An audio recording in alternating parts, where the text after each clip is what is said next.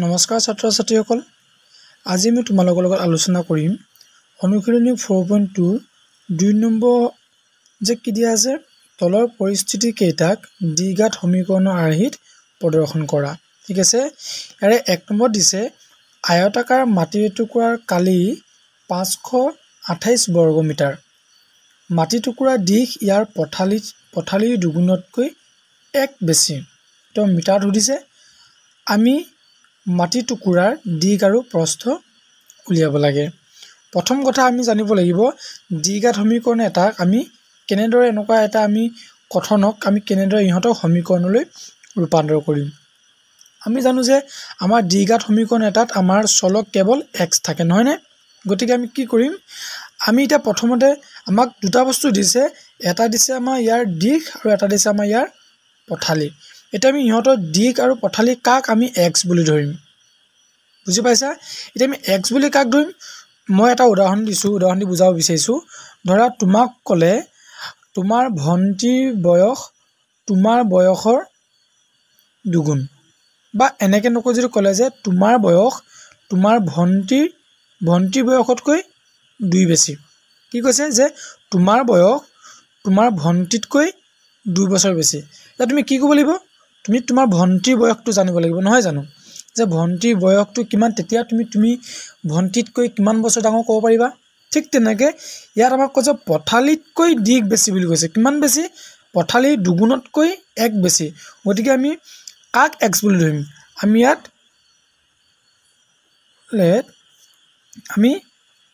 পথালি অৰ্থাৎ কি লিখিম আমি প্ৰস্থ আৰু কাৰ প্ৰস্থ আয়তাকাৰ মাটি দ্বাৰা আমি লিখিছো এটা আয়ত লিখিছো এইটোটা আমাৰ আয়ত নহয়নে আমাৰ এই আয়তাকাৰ মাটি দ্বাৰা ঠিক আছে ইয়াৰ এইটো হৈছে দিশ আৰু এইটো হৈছে ইয়াৰ প্ৰস্থ বুজি পাইছা নিশ্চয় এতিয়া আমি আমাক প্ৰশ্ন কৰিলে যে প্ৰস্থতকৈ দিশটো প্ৰস্থৰ দুগুণ আৰু তাতকৈ 1 বেছি কি বেছি দিশ গতিকে পথালিক আমি কি ধৰিম ধৰা হ'ল বা আমি লেট লিখিছো প্ৰস্থ আমি ইয়াক b বুলি ধৰি লৈছো b সমান x মিটাৰ ঠিক আছে আৰু যদি প্ৰস্থ x মিটাৰ হয় তেন্তে ইয়াৰ দিশ কিমান হ'ব আমাক কৈ দিছে যে কি আমি দিশটোক ধৰিছো আমি l বুলি আমাৰ দিশটো কি বুলি কৈছে পথালিৰ দুগুণ অৰ্থাৎ পথালি যদি x হয় ইয়াৰ দুগুণ কি হ'ব twice x আৰু ইয়াতকৈ কিমান বেছি 1 বেছি বুজি পাইছা আমি কি পালো মাটিডৰাৰ আয়তাকাৰ মাটিডৰাৰ প্ৰস্থ অৰ্থাৎ পথালি কিমান x মিটাৰ আৰু দিশ ইয়াৰ কি হ'ব এই পথালিৰ দুগুণতকৈ 1 বেছি গতিকে কি হ'ব twice x plus 1 নহয় নে এটা আমাক প্ৰশ্ন মতে কি কৈছে প্ৰশ্ন মতে কি কৈছে মাটিডৰাৰ বা মাটি টুকুৰাৰ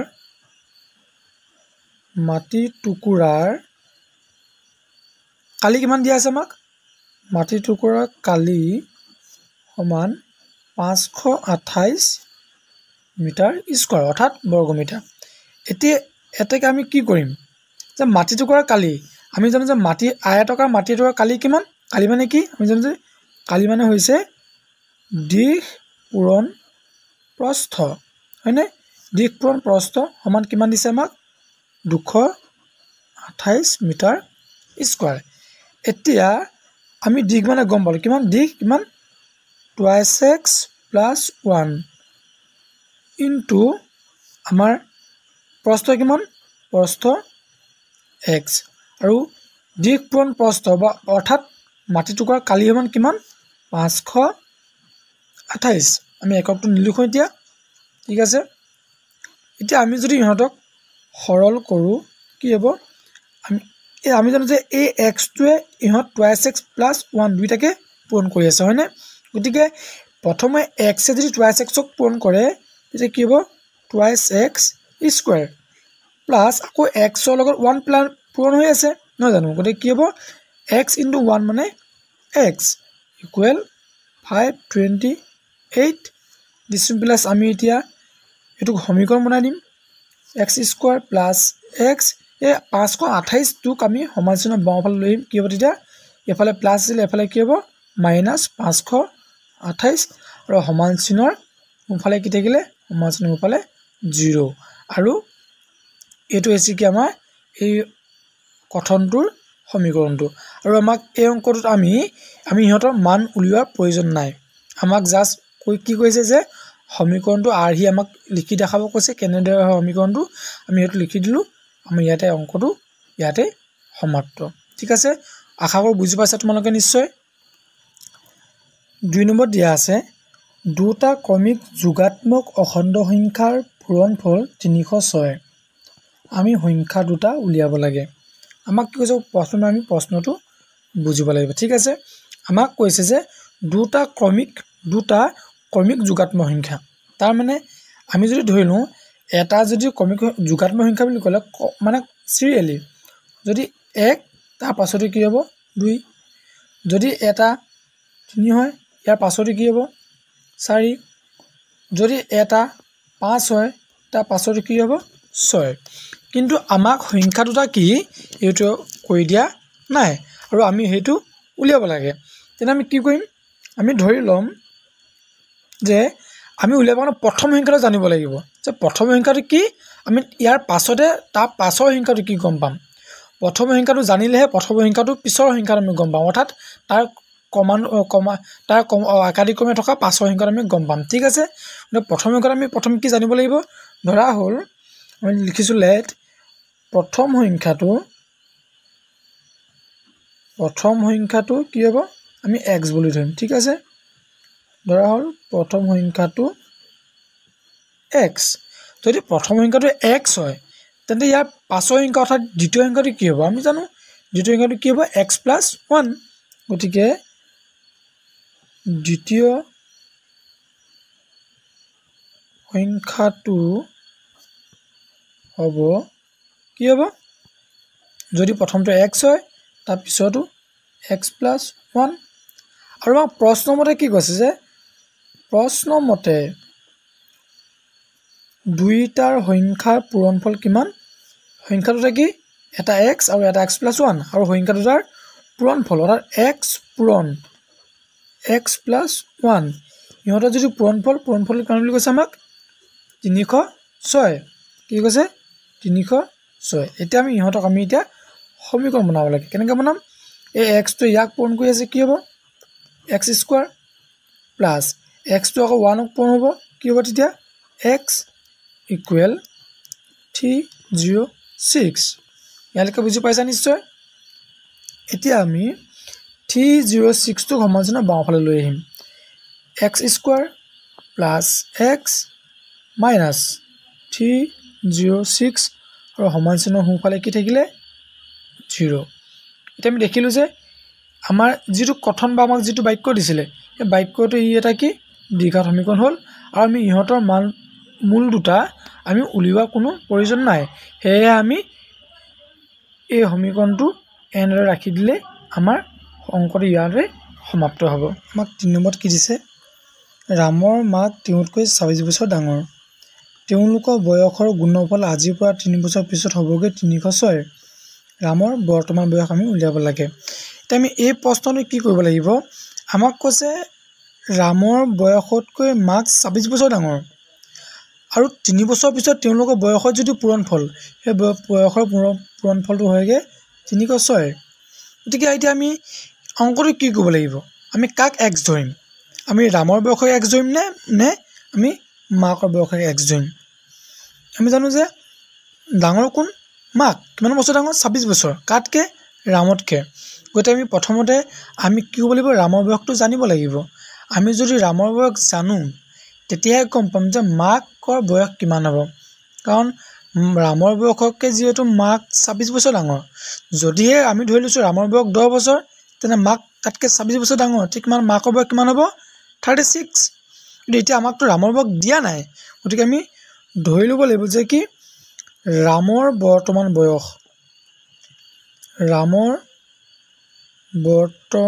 বয়স কিমান ধৰিম আমি বৰ্তমান বয়স সমান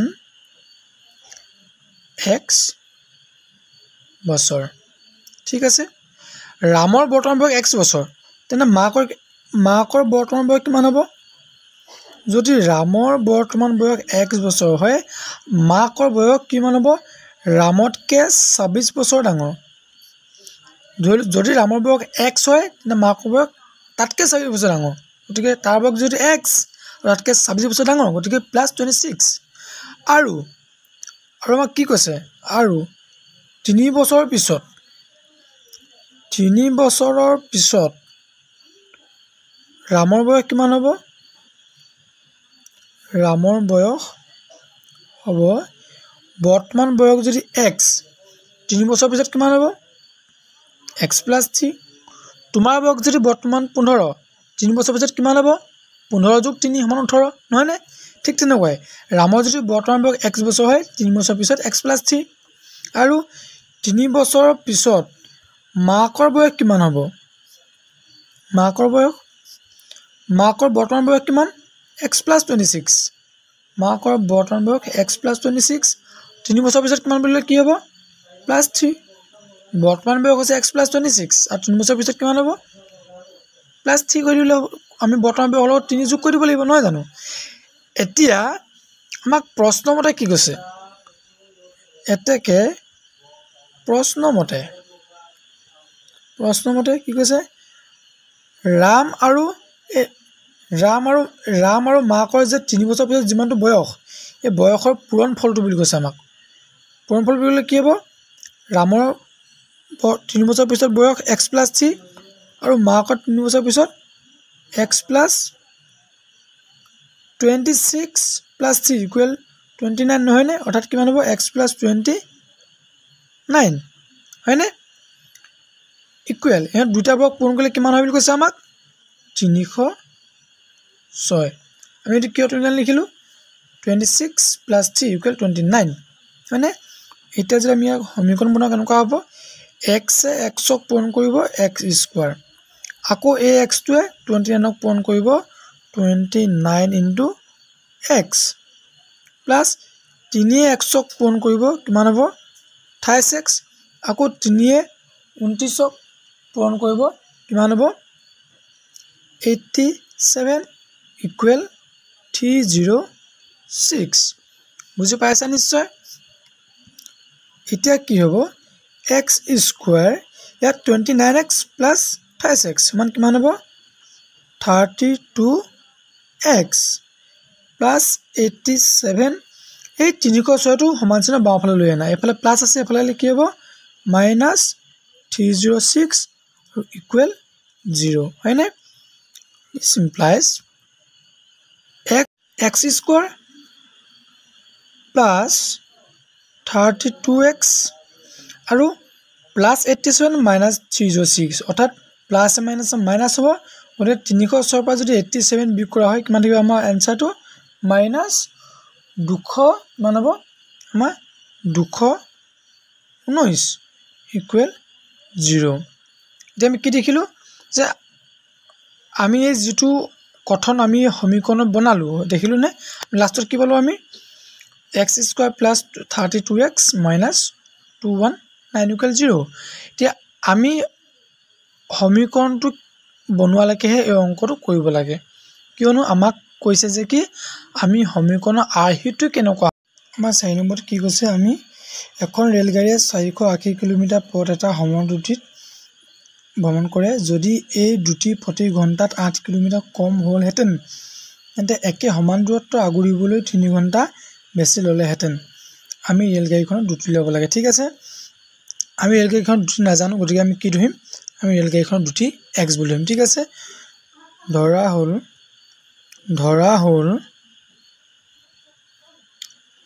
ৰেলগাড়ীখনৰ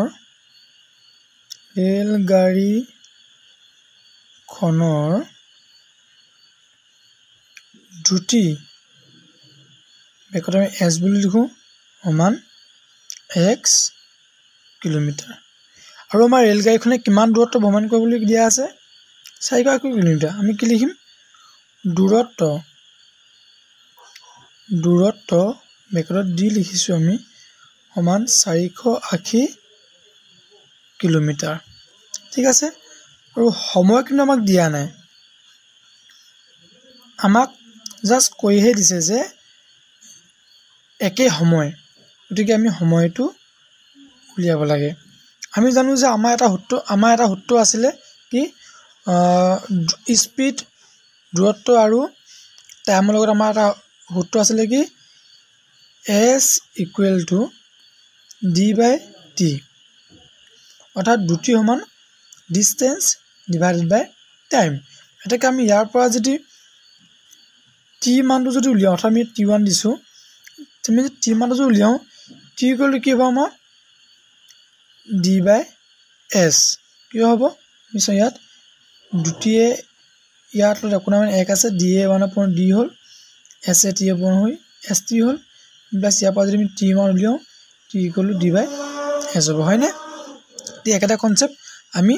t1 ইকুৱেল টু d/s পালোঁ হ'লনে আমি ডিষ্টেঞ্চ কিমান পাইছিলোঁ 480 আৰু স্পীড কিমান পাইছিলোঁ x আমি প্ৰথমৰ আমি যিটো দিয়া আছিলে তাত আমি t1 ইকুৱেল আমি কিমান পালোঁ t1 ইকুৱেল আমি পালোঁ 148 ডিভাইডেড বাই x ঠিক আছে আকৌ আমাক কি দিয়া আছে আকৌ আমাক কি কৈছে যে যদি এই দুটি প্ৰতি ঘণ্টাত 8 কিলোমিটাৰ কম হ'লহেঁতেন প্ৰতি ঘণ্টাত 8 কিলোমিটাৰ কম হ'লহেঁতেন তাৰমানে আমাৰ 2 নম্বৰ চৰ্তত দিয়া আছে একেই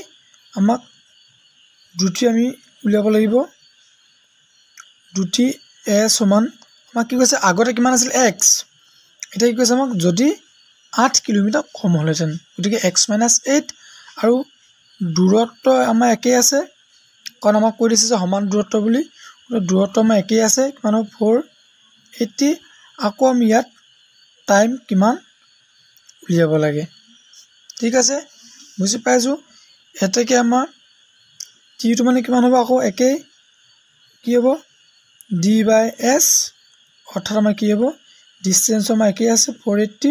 কিন্তু আমাৰ স্পীড কিমান আছে ইয়াত x - 8 এইটো যে আমাৰ 2 বুজি পাইছে এতিয়া প্ৰশ্নমতে আমাক কি কৈছে আমাক প্ৰশ্নমতে কৈছে যে ৰেলগাড়ীখনো আমি দ্ৰুতি উলিয়াব লাগে হয়নে আমি ৰেলগাড়ীখনত দ্ৰুতি উলিয়াব লাগে কিন্তু আমাক কৈ দিছে যে যদি ঘণ্টাত 8 কিলোমিটাৰ কম হ'লহেঁতেন তেন্তে একেমান দূৰত্ব কৰিবলৈ কিমান ঘণ্টা সময় প্ৰয়োজন হ'লহেঁতেন ইয়াত আমি কি কৰিব লাগিব আমি ইয়াত এই দ্ৰুতিটো যদি আমি উলিয়াওঁ আমি কি কৰিব লাগিব t2 - t1 হ'লনে ইকুৱেল 3 এতিয়া আমি t2 মানে কিমান আছিলে এইটো পাতি দিম t2 মানে কি আছিলে 480 - x - 8 হৈছে বুজি পাইছা তাৰপিছত আমাৰ কি হ'ব এতিয়া আমি ইয়াত মানে কি কৰিব লাগিব আমি যিহেতু আমাক দ্ৰুতি ল'ব দিছে গতিকে আমি কি কৰিব লাগিব t2 বা t1 মাইনাছ কৰিব লাগিব t1 মানে কিমান পাইছিলোঁ আমি t1 মানে পাইছিলোঁ 480 ডিভাইডেড বাই x সমান 3 এতিয়া আমি ইহঁত দুটাৰে লসাগু যদি লওঁ কি হ'ব x * x - 8 এতিয়া আমাৰ লসাগু হৰে হৰণ লবে পূৰণ হ'ব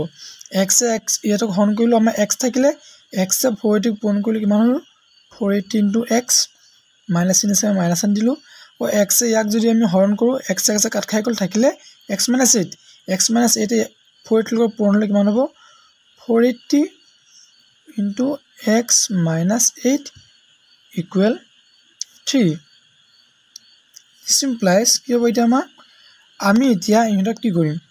অলপ সৰল কৰি লওঁ এইটো আমাৰ কি হ'ব x পূৰণ x স্কোৱাৰ - 8 আৰু ওপৰত আমাৰ কি হ'ব